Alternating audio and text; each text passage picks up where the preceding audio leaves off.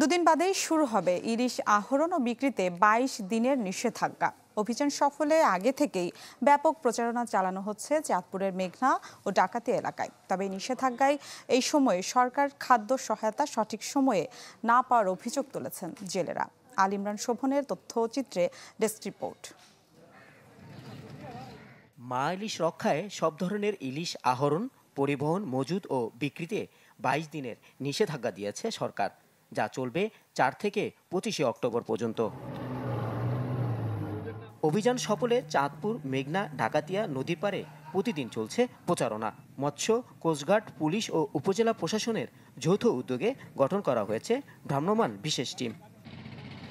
তবে নিষেধাজ্ঞার এই সময় জেলেদের জন্য নেয়া সরকারের খাদ্য সহায়তা সময় মতো না পাওয়ার অভিযোগ তুলেছেন জেলেরা। সব জেলেরা আমরা অভিযান পালন করুক, কিন্তু আমরা অভিযানের সময় যে বরাদ্দটা ঠিকঠাক মতন পাই না, কিন্তু পায় কারা?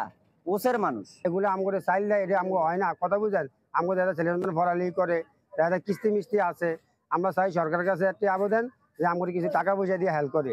আমগুলো দেন, ওই পরিপূর্ণটা দেয়, দেন আমরা দেন অভিযানে গাঙ্গে না নামতে পারি। জেলা মৎস্য কর্মকর্তা বলছেন, প্রতিবারের মতো এবারও অসাধু জেলেদের ব্যাপারে কঠোর থাকবেন তারা।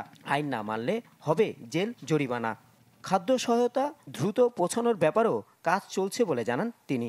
জীবিকার কোনো সমস্যা না হয় তার জন্য আমরা ৪৫,৬১৫ জন জেলেকে চাঁদপুর জেলায় ২৫ কেজি হারে পরিবার প্রতি ২৫ কেজি হারে আমরা বিজিএফ চাল বিতরণ করবো, এবং আমরা বিভিন্ন গুরুত্বপূর্ণ স্থানগুলোতে লিফলেট, পোস্টার, ব্যানার ইত্যাদি দিব এবং মাইকিং চলবে।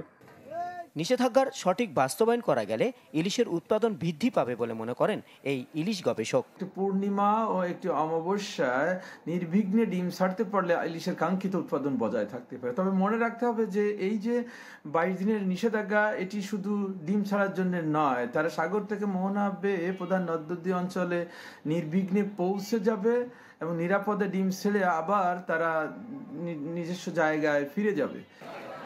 একটি মা ইলিশ ঘরে প্রতিবার ১০ থেকে ১২ লাখ ডিম ছাড়ে।